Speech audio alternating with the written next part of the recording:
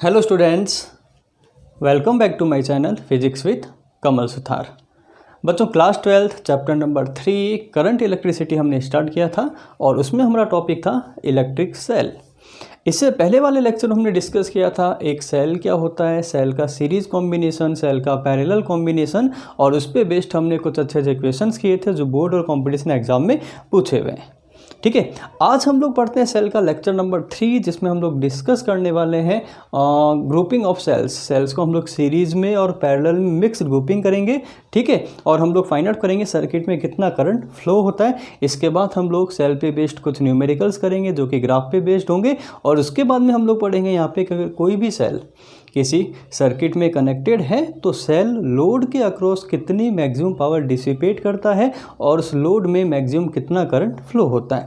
ठीक है, तो जो स्टूडेंट्स अभी तक इससे पहले वाला लेक्चर नहीं देख पाए, प्लीज़ उस लेक्चर को आप एक बार ज़रूर देखें, और उसका जो लिंक है वो मैंने डिस्क्रिप्शन बॉक्स में आपको दे रखा है।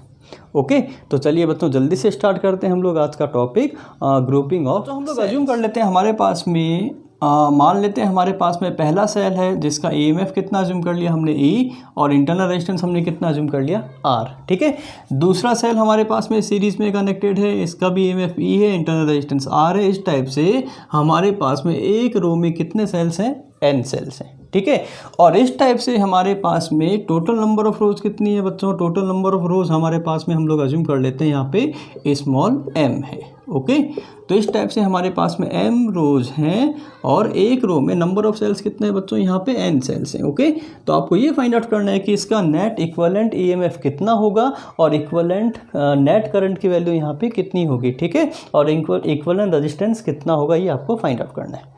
ठीक है, अब बच्चों यहाँ देखिए कि अगर हमारे सेल सीरीज में कनेक्टेड होते हैं तो नेट EMF हम लोग फाइंड आउट करते हैं E equal to E1 plus E2 plus E3 dot dot dot dot EN यानी N टाइम्स। ओके, तो यहाँ देखिए पहला सेल EMF E, दूसरा सेल EMF E, यानी सारे आइडेंटिकल सेल है। तो अगर हम लोग यहाँ पे इनका इक्विवेलेंट सर्किट डायग्राम ड्रॉ करें बच्चों, तो यहाँ देखिए पहली रो में E plus e plus e plus e N times, यानी कि नेट EMF हमें कितना मिलने वाला है यहाँ पे N into E। Okay, and R plus R plus R plus R series में है तो नेट इंटरनल रेजिस्टेंस हमें कितना मिलने वाला है यहाँ पे N इंटू R।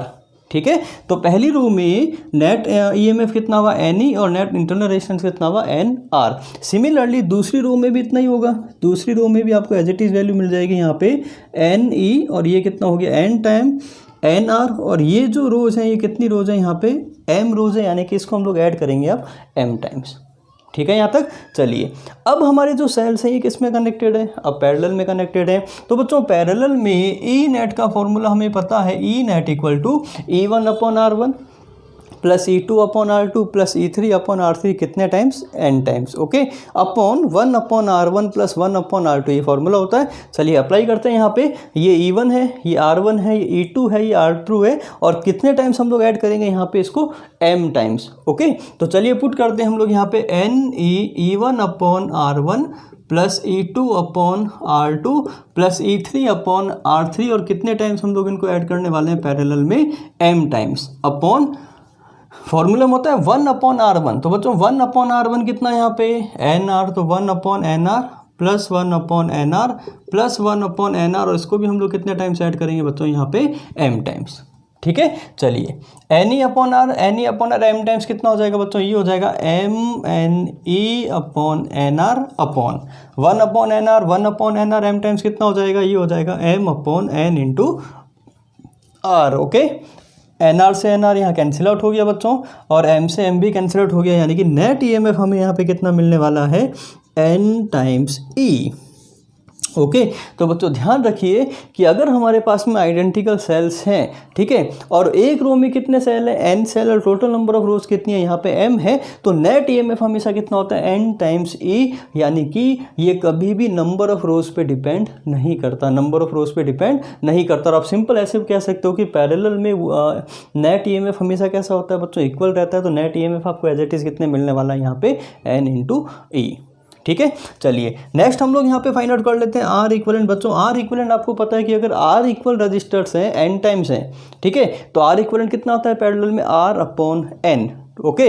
बट यहाँ पे आर की जगह हमें कितनी वैल्यू मिल रही है, एन आर, तो इसको मैंने लिखा यहाँ पे एन आर, और टोटल कितनी टाइम्स हमने ऐड किया पैरेलल में, एम टाइम्स, तो यानी कि नेट आर इक्वलेंट कितना मिल जाएगा, एन आर अपॉन एम। ठीक है, यहाँ तक आया समझ में। अब देखिए यहाँ पे मान लेते हैं ये जो सेल्स हैं, इन सेल्स को हमने यहाँ पे एक इक्विवेलेंट सर्किट डायग्राम ड्रॉ कर लेते हैं हम लोग। इसका प्लस माइनस ई इक्विवेलेंट हमें कितना मिल गया यहाँ पे, एन ई इक्विवेलेंट हमें मिल गया यहाँ पे एन ई, और आर इक्विवेलेंट हमें यहाँ पे कितना मिल गया बच्चों, ये हमें मिल गया यहाँ पे एन आर अपॉन एम। ठीक है, मान लेते हैं ये जो सेल है इसको हमने कनेक्ट किया with the help of an external resistance capital r. ठीक है, तो अगर हम लोग यहाँ पे इसको कैपिटल आर से कनेक्ट कर दें तो सर्किट में ऑब्वियस सी बात है करंट फ्लो होगा, क्लोज सर्किट हो गया। करंट की वैल्यू कितनी होती है बच्चों, तो यहाँ पे तीसरी वैल्यू हम लोग फाइंड आउट कर लेते हैं, आई इक्वल टू नेट कितना करंट फ्लो होगा सर्किट में, I equal to net voltage, net EMF कितना है, एन ई अपॉन नेट रेजिस्टेंस। बच्चों ये दोनों रजिस्टर सीरीज में कनेक्टेड है, तो यानी कि नेट करंट कितना फ्लो होगा, N R upon M plus capital R, यानी कि सर्किट में नेट करंट की वैल्यू कितनी होगी, एन आर अपॉन एन ई upon N R upon M plus capital R. Okay, तो ये बेसिक हमने पढ़ा ग्रुपिंग ऑफ सेल्स की, नेट ईएमएफ कैसे निकालते हैं, नेट इंटरनल रेजिस्टेंस कैसे निकालते हैं, और सर्किट में नेट करंट की वैल्यू कितनी होती है। ठीक है, यहाँ तक चलिए बच्चों नेक्स्ट हेडिंग हम लोग पढ़ते हैं जो कि बहुत इंपॉर्टेंट हेडिंग है, maximum power given by a cell to a load. ठीक है, अगर हमने किसी सेल से एक लोड को यानी एक रेजिस्टेंस को कनेक्ट किया तो उस रेजिस्टेंस के अक्रॉस मैक्सिमम पावर कब डिसिपेट होती है ये आपको फाइंड आउट करना है। ओके, चलिए हम लोग अज्यूम कर लेते हैं हमारे पास में एक सेल है बच्चों, यहाँ पे एक सेल आपने अज्यूम किया और इनका जो इंटरनल रेजिस्टेंस है वो आपने कितना अज्यूम कर लिया, स्मॉल आर। ठीक है, मान लेते हैं ये जो सेल है ये कनेक्टेड है एक रेजिस्टेंस जिसे हम लोग बोलते हैं एक्सटर्नल रेजिस्टेंस कैपिटल आर के साथ में।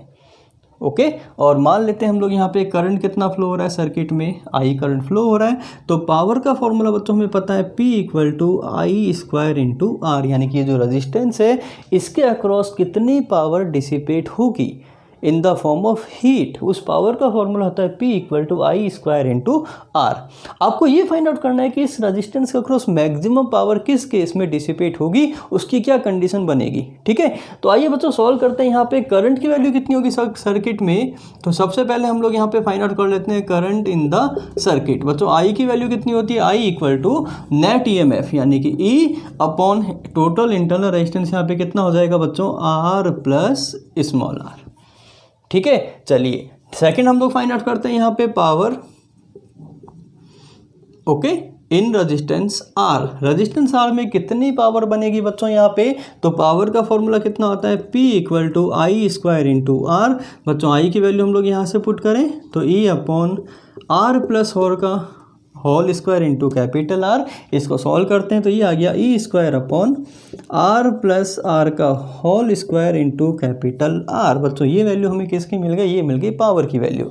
ठीक है, अब बच्चों यहाँ ध्यान दीजिए, अब मुझे पावर कैसी चाहिए, यहाँ पे मैक्सिमम चाहिए। और फिजिक्स में जब भी हम लोग बात करते हैं मैक्सिमा या मिनिमा की, तो जो वैल्यू आपको गिवन है जिसके मैक्सिमम है जिसकी मिनिमम वैल्यू आपको फाइंड आउट करनी है, आप उसको डिफ्रेंशिएट कीजिए। डिफ्रेंशिएट करने के बाद में आप उसको इक्वल टू 0 पुट कीजिए और 0 पुट करने के बाद में हम लोग वैल्यू को फाइंड आउट कर सकते हैं।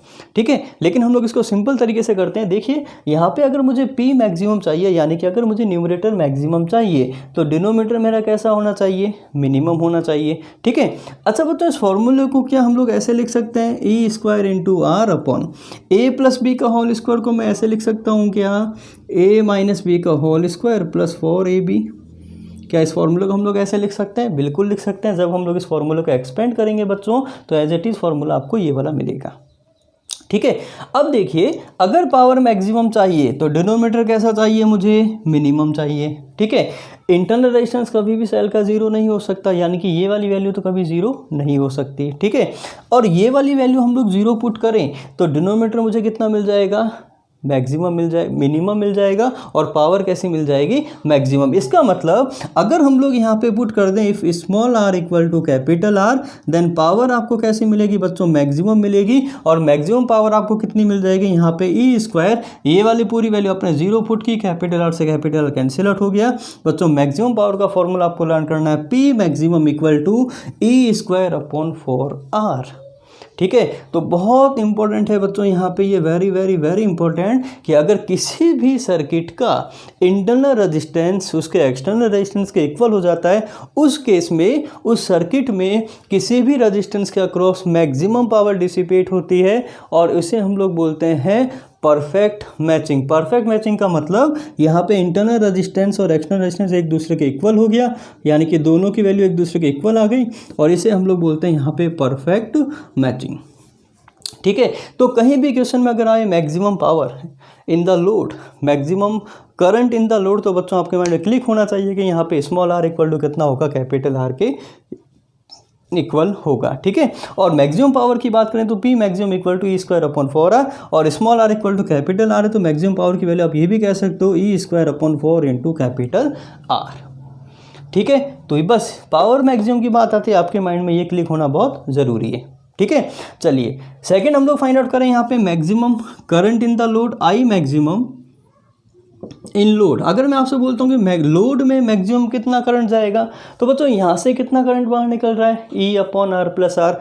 मैं बोल रहा हूँ इस कैपिटल आर में मैक्सिमम कितना करंट जाएगा ताकि इसके अक्रॉस पावर मैक्सिमम डिसिपेट हो। तो इसके अक्रॉस अगर पावर मैक्सिमम डिसिपेट होनी है तो स्मॉल आर इक्वल टू किसके इक्वल होना चाहिए, कैपिटल आर के। और अगर हम लोग small R equal to capital R यहाँ पुट कर दें तो बच्चों आई मैक्सिमम की वैल्यू जब पावर मैक्सिमम डिसिपेट होगी उस केस में हो जाएगा ई अपॉन 2r, या फिर आप कह सकते हैं e upon 2 into capital r. आ रहा है समझ में। तो बच्चों ये जो करंट होगा ये लोड में मिलेगा कब, जब पावर मैक्सिमम डिसिपेट होगी। ठीक है। ये मैक्सिमम पावर डिसिपेट, और यहाँ पे आई मैक्सिमम फ्रॉम सेल। बच्चों यहाँ पे अगर आपसे बोले कि सेल से मैक्सिमम कितना करंट बाहर निकलेगा, तो बच्चों ये तो हमने पहले कर चुके हैं कि सेल से मैक्सिमम करंट कब बाहर निकलेगा, जब एक्सटर्नल रेजिस्टेंस की वैल्यू कितनी हो जाएगी, नेग्लिजिबल, या फिर कितनी हो जाएगी, 0। तो I maximum from cell equal to कितना हो जाएगा, यहाँ पे ई अपॉन आर हो जाएगा। यहाँ पे कंफ्यूज होने की ज़रूरत नहीं है। ये आई मैक्सिमम किस केस में है, जब मैक्सिमम पावर डिसिपेट हो रही है, और ये आई मैक्सिमम कब होता है, तो सेल मैक्सिमम कितना करंट दे रहा है, दोनों में डिफरेंस है। ठीक है। तो बच्चों यहाँ देखिए आई मैक्सिमम पावर डिसिपेशन के लिए जस्ट हाफ हो गया किसका, I maximum from the cell. ठीक है। यानी कि सेल ने जितना करंट दिया, ठीक है, अगर उसका हाफ करंट जो फ्लो होगा सर्किट में, उस केस में रेजिस्टेंस के अक्रॉस कितना पावर डिसिपेट होगा बच्चों, मैक्सिमम पावर डिसिपेट होगा। यानी करंट कितना आ रहा है, हाफ। इसका मतलब अब ये कह सकते हैं कि जब मैक्सिमम पावर डिसिपेट होती है सर्किट में, उस केस में जो एफिशिएंसी की बात करें हम लोग, सर्किट की एफिशिएंसी, वो बच्चों जस्ट कितनी होती है, 50% होती है। यानी मैक्सिमम करंट आई निकला, 50% आई पे पावर कैसी डिसिपेट हुई, मैक्सिमम। यानी कि अगर हम लोग बात करें यहाँ पे एफिशिएंसी की, तो तीसरी वैल्यू आपको लर्न करनी है यहाँ पे एफिशिएंसी, यानी ईटा इक्वल टू कितना हो जाएगा यहाँ पे 50%। तो यानी जब मैक्सिमम पावर डिसिपेट होती है तो सर्किट की एफिशिएंसी हमेशा कितनी होती है बच्चों, 50% होती है। आया यहाँ तक समझ में। चलिए अब इन पे बेस्ड हम लोग कुछ न्यूमेरिकल्स कर लेते हैं। बच्चों क्वेश्चन हमें गिवन है 12 cells of EMF 1.5 volt and internal resistance 0.5 ohm are arranged in M rows each containing n cells। बच्चों यहाँ पे हमारे पास में सेल गिवन है, सेल का EMF हमें कितना गिवन है बच्चों, एक सिंगल सेल का EMF में गिवन है 1.5 वोल्ट, एंड इसका जो इंटरनल रेजिस्टेंस है बच्चों ये हमें गिवन है यहाँ पे 0.5 ओम। ओके। और इस टाइप से हमारे पास में टोटल नंबर ऑफ सेल्स कितने हैं, यहाँ पे n सेल्स हैं, और इस टाइप से n सेल के साथ में जो नंबर ऑफ रोज हमारे पास में वो कितनी है बच्चों, यहाँ पे टोटल नंबर ऑफ रोज हमारे पास में यहाँ पे m रोज है। ठीक है। ये क्वेश्चन हमें गिवन है। क्वेश्चन ये बोल रहा है for which the combination would send the maximum current through external resistance capital R। बच्चों यहाँ पे आपको गिवन एक एक्सटर्नल रेजिस्टेंस कैपिटल R और इसकी वैल्यू आपको गिवन है 1.5 ओम। तो आपको ये फाइंड आउट करना है कि N और M की वैल्यू कितनी होगी यहाँ पे, ताकि ये जो सर्किट है इस रेजिस्टेंस में मैक्सिमम करंट सेंड करे। ठीक है। अब बच्चों यहाँ पे देखिए, अगर इस resistance external resistance capital R में मैक्सिमम करंट जा रहा है, इसका मतलब आपके माइंड में क्लिक होना चाहिए कि सर्किट का टोटल इंटरनल रेजिस्टेंस यहाँ पे एक्सटर्नल रेजिस्टेंस के इक्वल होना चाहिए। ठीक है। अब सबसे पहले हम लोग निकालते हैं सर्किट का टोटल इंटरनल रेजिस्टेंस कितना यहाँ पे। यहाँ देखिए बच्चों हमारे पास में कितने सेल्स हैं, यहाँ पे n सेल्स हैं और एक सेल का इंटरनल रेजिस्टेंस आपके पास में 0.5 ओम है। तो इसको हम लोग अभी कितना अज्यूम कर लेते हैं, इसको लेट हम लोग अज्यूम कर लेते हैं यहाँ पे स्मॉल r।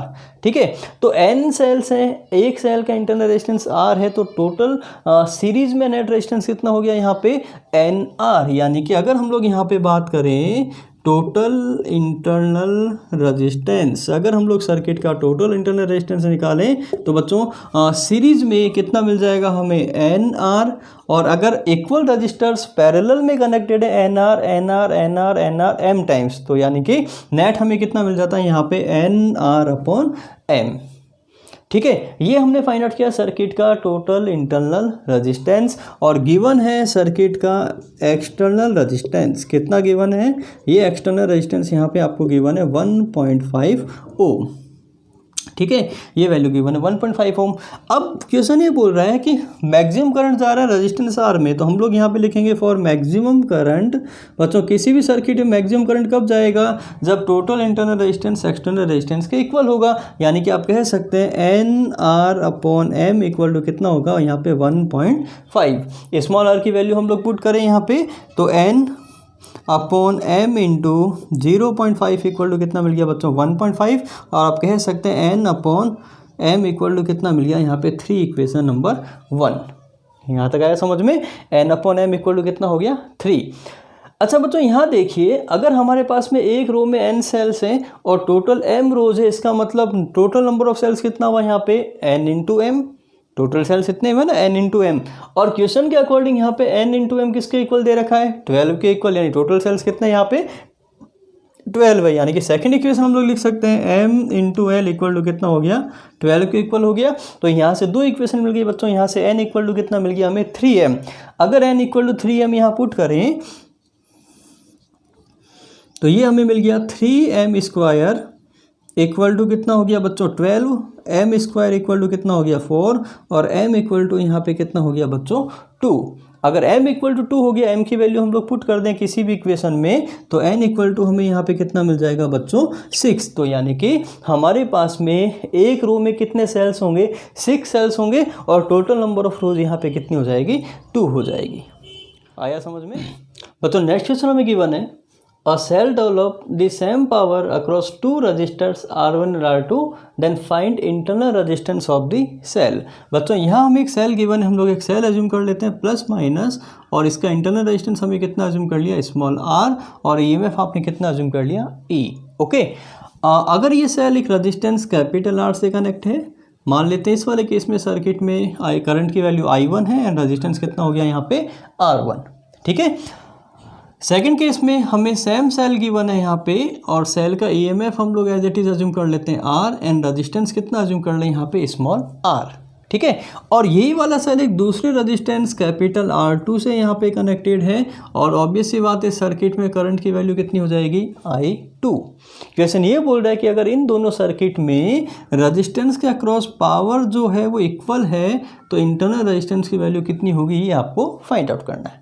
ठीक है, तो आइए सबसे पहले हम लोग यहाँ पे P1 फाइंड आउट कर लेते हैं, फिर P2 फाइंड आउट कर लेते हैं, फिर दोनों को इक्वल पुट कर लेंगे, इक्वल पुट करके हम लोग इंटरनल रेजिस्टेंस की वैल्यू को फाइंड आउट कर लेते हैं। ठीक है, चलिए तो सबसे पहले हम लोग निकालते हैं I1 की वैल्यू। बच्चों I1 इक्वल टू यहाँ कितना मिल जाएगा E upon R1 plus R, equation number 1।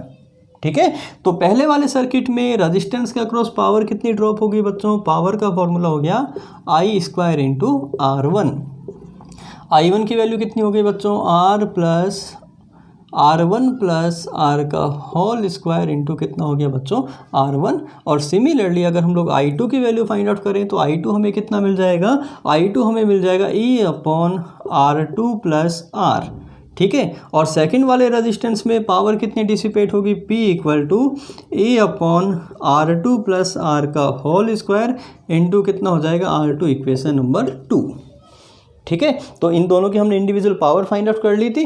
अब क्वेश्चन क्या बोल रहे हैं कि अगर दोनों के अक्रॉस पावर इक्वल है, यानी कि P1 इक्वल टू कितना गिवन है यहाँ पे P2 गिवन है, तो इंटरनल रेजिस्टेंस की वैल्यू आपको यहाँ पे फाइंड आउट करनी है। ठीक है, चलिए बच्चों यहाँ पे वैल्यूज पुट कर देते हैं हम लोग। P1 हमें कितना गिवन है E square upon R1 plus are का होल स्क्वायर इंटू कितना हो गया बच्चों R1 equal to E square R2 upon R2 plus are का होल स्क्वायर। ठीक है, चलिए देखें यहाँ पे ई स्क्वायर से ई स्क्वायर कैंसिल आउट हो गया। R1 upon R1 plus are का square equal to R2 upon R2 plus are का होल स्क्वायर। ठीक है, चलिए यहाँ पे हम लोग स्क्वायर रूट लेते हैं इनका, टेकिंग स्क्वायर रूट। चलिए बच्चों यहाँ स्क्वायर रूट लीजिए, तो ये हो गया root R1 upon R1 plus small R, R1 plus small R equal to ये कितना हो जाएगा यहाँ पे, ये आपको मिल गया as it is root R2 upon R2 plus small R. ठीक है, चलिए अब इनको हम लोग क्रॉस मल्टीप्लाई कर लेते हैं। तो क्रॉस मल्टीप्लाई करने पे R2 इंटू रूट R1 बच्चों ये मुझे मिल गया root R1 into R2 plus small R into root R1 will be equal to R1 into root R2, तो ये मिल गया R1 into root R2 plus small R into root R2, तो रूट R2 इंटू कितना हो गया बच्चों small R. ठीक है यहाँ तक। चलिए अब हम लोग यहाँ पे क्या कर रहे हैं, देखिए बच्चों स्मॉल आर यहाँ है, स्मॉल आर यहाँ है, तो स्मॉल आर को हमने कॉमन लिया, तो ये हमें बच गया रूट R1 यहाँ बच गया, और इसको इधर लेके आएंगे तो ये कितना हो जाएगा माइनस में कितना हो गया रूट R2, तो small R root R1 minus R2 equal to बच्चों यहाँ ध्यान दीजिए यहाँ R1, ओके, क्या मैं इस R1 को root R1 into root R1 लिख सकता हूँ? क्या मैं इस R1 को root R1 into root R1 लिख सकता हूँ बच्चों? हाँ मैं बिल्कुल लिख सकता हूँ। तो यहाँ से देखिए अगर मैंने यहाँ पे इसको root R1 into root R1 into root R2 लिखा, चलिए मैं इसको पहले लिख देता हूँ। यहाँ मैंने एज इट इज़ लिखा R1 into root R2 minus, और ये जो टर्म है इसको हम लोग यहाँ लेके आए, तो इसको मैं लिख सकता हूँ रूट R1 इंटू कितना लिखा बच्चों मैंने R2। ठीक है, अब देखना है यहाँ पे small r equal to under root R1 minus root R2 equal to बच्चों root R1 into root R2, तो यहाँ से देखिए अगर मैंने यहाँ पे root R1 root R2 common लिया तो रूट R2 बाहर आ गया, और R1 को लिखा रूट इंटू रूट, तो एक रूट R1 यहाँ बच गया, और सिमिलरली यहाँ पे R2 को लिखा हमने root R2 into root R2, एक रूट R2 यहाँ बच गया। ठीक है, यहाँ देखिए ये कैंसिल आउट हो गया, यानी कि स्मॉल r की वैल्यू यहाँ पे कितनी मिल गई जी root R1 into root R2, जो कि बहुत इंपॉर्टेंट है बच्चों, कई सारे कंपटीशन एग्जाम में ये वाला क्वेश्चन पूछा गया है। ठीक है, तो आपको सिंपल सा लर्न करना है स्मॉल r की direct value small r equal to under root R1 into under root R2। ठीक है, अगर इसमें इंटरनल रेजिस्टेंस की वैल्यू इतनी होगी तो इन दोनों रजिस्टर्स में पावर जो होगी वो कैसी होगी बच्चों, सेम होगी। ठीक है, आइए बच्चों अब हम लोग बात कर लेते हैं यहाँ पे ग्राफ की। ठीक है, हम पहला ग्राफ ड्रॉ करेंगे। यहाँ पे अपने को एक सेल गिवन है, इसका EMF कितना गिवन है E, एंड इंटरनल रेजिस्टेंस कितना गिवन है स्मॉल r, और एक्सटर्नल रेजिस्टेंस आपको गिवन है कैपिटल R। ठीक है, क्वेश्चन ये बोल रहा है कि यहाँ पे आपको ग्राफ ड्रॉ करना है EMF versus capital R graph, EMF और कैपिटल R के बीच में ग्राफ कैसा बनेगा ये आपको ड्रॉ करना है। ठीक है, अच्छा बच्चों यहाँ ध्यान दीजिए, जब हमने सेल को स्टार्ट किया था तो हमने कहा था कि जो EMF होता है किसी भी सेल का वो एक सेल की प्रॉपर्टी पे डिपेंड करता है, या फिर आप ये कह सकते हो कि EMF जो नेचर में होता है वो ऑलवेज कैसा होता है, नॉन इलेक्ट्रोस्टैटिक होता है, मतलब यहाँ पे इलेक्ट्रिक फील्ड का कोई फर्क नहीं पड़ता। या फिर आप ये भी कह सकते हो किसी भी सेल का EMF डिपेंड करता है उसके इलेक्ट्रोलाइट पे। ठीक है, यानी कि EMF कभी भी एक्सटर्नल रेजिस्टेंस पे डिपेंड नहीं करता। तो अगर हम लोग यहाँ पे EMF और R के बीच में ग्राफ ड्रॉ करें तो बच्चों ग्राफ ऑलवेज कैसा मिलेगा, आपको कांस्टेंट ग्राफ मिलेगा। ठीक है, सेकंड ये बोल रहा है कि terminal voltage versus capital R graph. बच्चों यहाँ से मान लेते हैं हम लोग कितना करंट बाहर निकल रहा है कैपिटल I, तो इसके अक्रॉस वोल्टेज का ड्रॉप कितना हुआ बच्चों V equal to I into R, और इसे हम लोग बोलते हैं टर्मिनल वोल्टेज। ठीक है, तो टर्मिनल वोल्टेज का R के साथ में ग्राफ कैसा आएगा ये आपको फाइंड आउट करना है। ठीक है, ड्रॉ करते हैं हम लोग जल्दी से। तो टर्मिनल वोल्टेज का फॉर्मूला बच्चों कितना हुआ V equal to I into R। ठीक है, अगर यहाँ पे I कैसा होता बच्चों, कांस्टेंट होता, तो हम लोग कह सकते थे V proportional to capital R। But अगर हम लोग इस सर्किट में I की वैल्यू देखें तो इस सर्किट में नेट करंट कितना फ्लो होगा बच्चों, I इक्वल टू यहाँ फ्लो होगा E upon R plus R। तो आप देख रहे हैं कि जो I है वो भी किस पे डिपेंड कर रहा है, कैपिटल R पे डिपेंड कर रहा है। इसका मतलब यहाँ पे V और R के बीच में ग्राफ स्ट्रेट लाइन नहीं आएगा। ठीक है, चलिए हम लोग वैल्यू पुट करके देखते हैं। यहाँ पे V equal to E upon R plus R into कितना हो गया यहाँ पे कैपिटल आर। ओके, इस कैपिटल आर को हम लोग नीचे लेके आए तो v equal to E upon are plus R upon R. ठीक है, और इसको हम लोग एज इट इज ऐसे भी लिख सकते हैं, v equal to E upon are plus R. R को आर से हमने डिवाइड किया बच्चों, तो यहाँ कितना बच गया 1 प्लस आर अपॉन आर। ठीक है, तो यहाँ पे ग्राफ ड्रॉ करना था हमें v और कैपिटल आर के बीच में। क्या ये मेरी स्टैंडर्ड इक्वेशन बन रही है y equal to m x plus c? नहीं बन रही। इसका मतलब ग्राफ स्ट्रेट लाइन तो नहीं आ सकता। क्या y proportional to x square आ रहा है? नहीं। इसका मतलब ग्राफ पैराबोला भी नहीं आ सकता, यानी कि यहाँ पे हमारे पास में कोई भी स्टैंडर्ड इक्वेशन नहीं बन रही है। इसका मतलब मेरे पास में एक ही ऑप्शन है कि यहाँ पे मैं r की वैल्यूज़ को पुट करूँ और r की अलग अलग वैल्यूज़ पुट करके हम लोग v की वैल्यू फाइंड आउट कर लें। ठीक है, तो चलिए यहाँ पे इस एक्सिस पे हमने एज्यूम कर लिया रेजिस्टेंस कैपिटल आर और इस एक्सिस पे आपने एज्यूम कर लिया बच्चों पोटेंशियल डिफरेंस V। अब कैपिटल आर की मिनिमम वैल्यू हम लोग कितनी पुट करते हैं? 0। तो अगर हम लोग यहाँ पे r इक्वल टू 0 पुट करें बच्चों, तो समथिंग अपॉन 0 हमेशा कितना होता है? इनफाइनाइट होता है। और e अपॉन इन्फिनिटी हमेशा कितना हो जाएगा? 0, यानी कि v की वैल्यू आपको हमेशा कितनी मिलेगी बच्चों? इसको वापस देखिए, r इक्वल टू 0 पे यहाँ मैंने 0 पुट किया। ठीक है, तो ये वैल्यू कितनी मिल गई? r अपॉन इन्फिनिटी, यानी कि r upon 0 equal to infinity. Something plus infinity हमेशा कितना मिलता है? Infinity. And something upon infinity हमेशा कितना होता है? 0, यानी कि v की वैल्यू आपको कितनी मिल जाएगी? 0। ठीक है, तो r इक्वल टू 0 पे v इक्वल टू कितना मिल गया? 0, यानी कि ये वाला पॉइंट मिल गया आपको। सेकंड हम लोग r की मैक्सिमम वैल्यू पुट करके देखते हैं यहाँ पे। तो अगर हम लोग यहाँ पे r equal to infinite put करते हैं बच्चों, तो v की वैल्यू हमें कितनी मिल जाती है? इसको इनफाइनाइट पुट करें हम लोग तो समथिंग अपॉन इनफाइनाइट हमेशा कितना होता है? 0 होता है। तो यानी e अपॉन 1, यानी कि v की वैल्यू आपको कितनी मिल गई बच्चों? कैपिटल E के इक्वल। तो यानी v की जो मैक्सिमम वैल्यू मिल गई वो आपको मिल गई इसके EMF के इक्वल। वो हम लोग ऑलरेडी जानते हैं कि अगर किसी भी सर्किट का रेजिस्टेंस इनफाइनाइट हो गया, मतलब सर्किट कैसा हो गया? ओपन सर्किट हो गया। और ओपन सर्किट में करंट की वैल्यू ऑलवेज कितनी होती है? 0 होती है। और अगर करंट की वैल्यू सर्किट में 0 होती है तो उसका जो टर्मिनल वोल्टेज होता है बच्चों, वो हमेशा उसके EMF के इक्वल होता है। ठीक है, तो v equal to r equal to infinity पे v कितना मिल गया? हमें e के इक्वल मिल गया। इसका मतलब इन्फिनिटी पे जाके v की वैल्यू किसके इक्वल हो जाएगी बच्चों? e के इक्वल हो जाएगी। ठीक है, तीसरी वैल्यू हम लोग मान लेते हैं यहाँ पे r equal to small r। अगर सर्किट का रेजिस्टेंस स्मॉल r के इक्वल हो गया तो बच्चों यहाँ से 1 प्लस 1, यानी कि v इक्वल टू हमें मिल जाएगा यहाँ पे e/2, यानी कि ये वाला जो मिड पॉइंट मिलेगा ये आपको कितना मिल जाएगा? यहाँ पे e/2। और ये वाला पॉइंट मिल जाएगा आपको r equal to small r, यानी कि पॉइंट हमें मिलेगा यहाँ पे। ठीक है, तो अगर हम लोग इन पॉइंट्स को आपस में ज्वाइन करें तो सर्किट का जो ग्राफ बनेगा इस केस में वो बनेगा कुछ इस टाइप से। ठीक है बच्चों, तो ये वाला हो गया आपका ग्राफ। और ये ग्राफ कहाँ मीट करेगा? इस लाइन को जाके इन्फिनिटी पे। आया समझ में? तो ये मिल गया आपको v वर्सेस r ग्राफ। ठीक है यहाँ तक। आइए बच्चों नेक्स्ट हम लोग ग्राफ ड्रॉ करते हैं यहाँ पे terminal voltage versus current graph. बच्चों यहाँ पे मान लेते हैं ये जो सेल है इसका EMF E and resistance small r। ठीक है, एज इट इज़ मान लेते हैं यहाँ से करंट कितना बाहर निकला? I। और इस रेजिस्टेंस का क्रॉस जो वोल्टेज का ड्रॉप हुआ बच्चों वो कितना होगा? v equal to I into R। ठीक है, तो यहाँ से अपने को v और I के बीच में ग्राफ कैसा होगा ये ड्रॉ करना है। ठीक है, चलिए अब इस वाले केस में बच्चों हमें पता है किसी भी सेल की जो स्टैंडर्ड इक्वेशन होती है वो होती है v equal to E minus I into R। यही होती है सेल की स्टैंडर्ड इक्वेशन।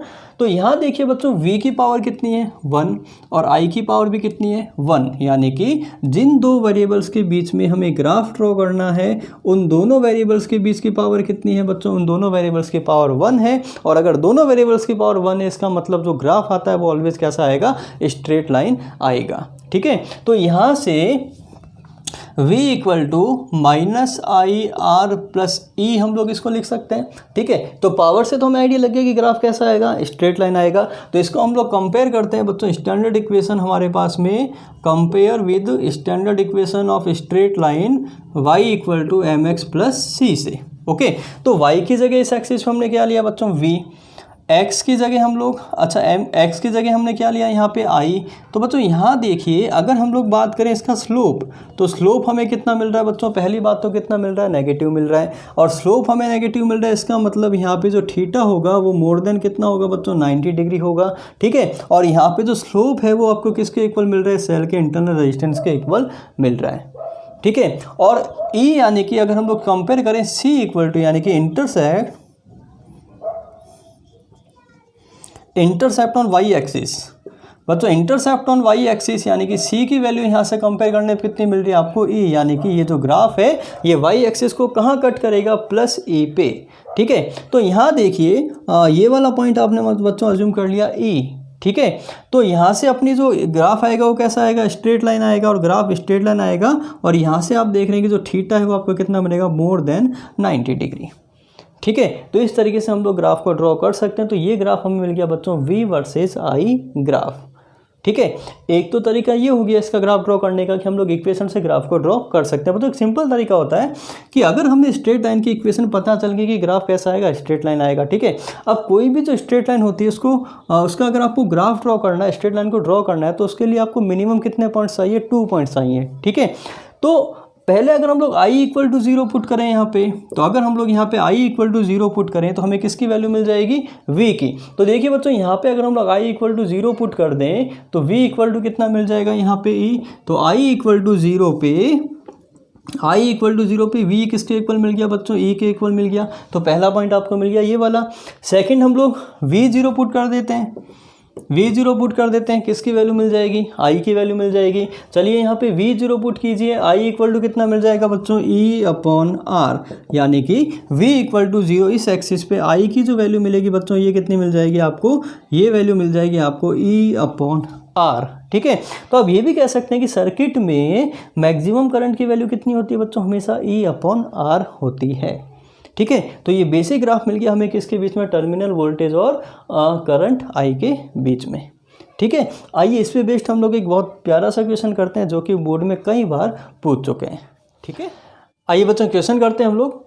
क्वेश्चन ये बोल रहा है terminal voltage versus current graph for 3 cells connected in series is given. बच्चों यहाँ पे आपको 3 सेल्स गिवन है और तीनों सेल किस में कनेक्टेड है, यहाँ पे सीरीज में कनेक्टेड है। ठीक है, इन तीनों सेल के लिए आपको ग्राफ गिवन है टर्मिनल वोल्टेज एंड करंट के बीच में। ठीक है, क्वेश्चन ये बोल रहा है find EMF of each cell, internal resistance of each cell, and for what current will the power dissipation is maximum.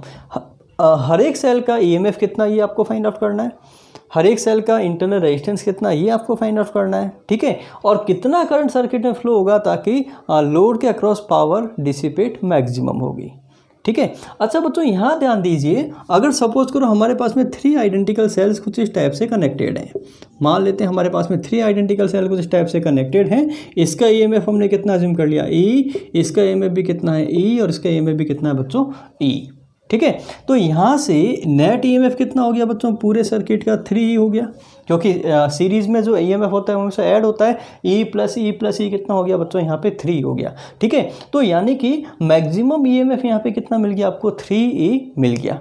ठीक है, अब बच्चों यहाँ देखिए इस ग्राफ में अभी हमने जस्ट इससे पहले सॉल्व किया था कि ये जो वैल्यू मिलती है बच्चों ये सर्किट के नेट EMF की वैल्यू आपको मिलती है। ठीक है, तो यानी कि और ये जो वैल्यू होती है ये किसकी वैल्यू मिलती है बच्चों, ये वैल्यू मिलती है I equal to E upon small r के इक्वल। ठीक है, तो यानी कि 3 सेल्स का E नेट आपको कितना गिवन है क्वेश्चन में, 6 वोल्ट। तो यानी कि E नेट यानी 3 आपको कितना गिवन है बच्चों, यहाँ पे 6 वोल्ट। तो E इक्वल टू कितना हो जाएगा यहाँ पे 2 वोल्ट, यानी कि ईच सेल का EMF आपको कितना मिल जाएगा यहाँ पे 2 वोल्ट। ठीक है, यहाँ तक चलिए बच्चों ये तीनों सेल्स किस में कनेक्टेड हैं, ये तीनों सेल सीरीज में कनेक्टेड, और सीरीज में करंट की वैल्यू ऑलवेज कैसी रहेगी, करंट तो सेम रहेगा। इसका मतलब यहाँ पे जो मैक्सिमम करंट है बच्चों I equal to E upon R। तो यानी कि I आपको कितना गिवन है, E अपॉन R, और I की जो मैक्सिमम वैल्यू गिवन है बच्चों वो कितनी गिवन है, 2 एम्पियर। तो आप कह सकते हैं यहाँ से 2 एम्पियर। बच्चों ईच सेल का EMF हमने कितना फाइंड आउट कर लिया यहाँ पे 2 वोल्ट। तो यहाँ से हम लोग पुट करते हैं 2 अपॉन R इक्वल टू 2। बच्चों 2 से 2 कैंसिल आउट हो गया, यानी कि सेकंड आंसर हमें मिल गया कि ईच सेल का इंटरनल रेजिस्टेंस कितना हो गया यहाँ पे 1 ओम। ठीक है, ओके। अब क्वेश्चन बोल रहा है for what current will the power dissipation is maximum. बच्चों ध्यान रखिए जब भी पावर डिसिपेशन की बात आए सर्किट में तो हमारे माइंड में क्लिक होना चाहिए कि स्मॉल r इक्वल टू कितना होना चाहिए, capital R। Small r equal to कितना होना चाहिए यहाँ पे, कैपिटल R के इक्वल होना चाहिए। ठीक है, तो आई की वैल्यू कितनी होती है बच्चों सर्किट में, E upon small R plus capital R, यही वैल्यू होती है आई की। ठीक है, अब for maximum power small R equal to कितना होना चाहिए, कैपिटल, यानी कि आई इक्वल टू कितना होना चाहिए बच्चों, ई अपॉन 2R। अब एक सिंगल सेल का ईएमएफ कितना है हम लोग फाइंड आउट कर चुके हैं यहाँ पे 2/2 इंटू, और एक सिंगल सेल का इंटरनल रेजिस्टेंस यहाँ पे कितना है 1, यानी कि आई इक्वल टू कितना हो जाएगा बच्चों यहाँ पे 1 एम्पियर। तो 1 एम्पियर करंट के लिए सर्किट में किसी भी लोड के अक्रॉस जो पावर का डिसिपेशन होगा वो कितना होगा बच्चों, 1 एम्पियर होगा। ठीक है, या फिर आप ये भी कह सकते हैं कि पावर का डिसिपेशन मैक्सिमम कब होता है, जब सेल का जो मैक्सिमम करंट बाहर निकल रहा है उसका 50% जब करंट होगा तो पावर डिसिपेशन कैसा होगा, मैक्सिमम होगा। तो सेल से मैक्सिमम कितना करंट बाहर निकल रहा है बच्चों, 2 एम्पियर। तो 2 एम्पियर का 50% यानी कि 1 एम्पियर करंट पे पावर डिसिपेशन कैसा होगा, मैक्सिमम होगा। ठीक है, तो बच्चों आज हमने डिस्कस किया ग्रुपिंग ऑफ सेल्स, उसके ऊपर हमने कुछ अच्छे न्यूमेरिकल्स किए, उसके बाद हमने पढ़ा ग्राफ, और ग्राफ के ऊपर बेस्ड हमने कुछ क्वेश्चंस किए। ठीक है, नेक्स्ट लेक्चर हम लोग पढ़ेंगे यहाँ पे हीट का कंसेप्ट, कि अगर किसी भी रेजिस्टेंस को हम लोग किसी सेल से कनेक्ट करते हैं तो उस रेजिस्टेंस के अक्रॉस एनर्जी का लॉस होता है बच्चों हीट की फॉर्म में। ठीक है, तो हीट में हीट का कंसेप्ट पढ़ेंगे हम लोग, पावर का कंसेप्ट पढ़ेंगे, और अगर हम लोग अप्लायंसेस को, इलेक्ट्रिकल अप्लायंसेस को सीरीज में कनेक्ट करते हैं, पैरेलल में कनेक्ट करते हैं, तो नेट पावर कितनी होती है, नेट हीट कितनी होती है, इस टाइप से हम लोग कुछ न्यूमेरिकल्स करेंगे। ठीक है, थैंक यू।